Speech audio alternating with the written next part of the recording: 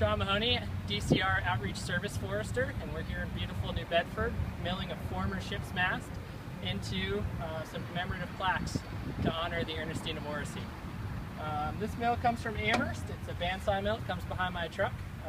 This piece of ship's mast is a former eastern white pine tree that was grown in Mohawk State Forest and was turned by hand. And today we're just going to go mill it up.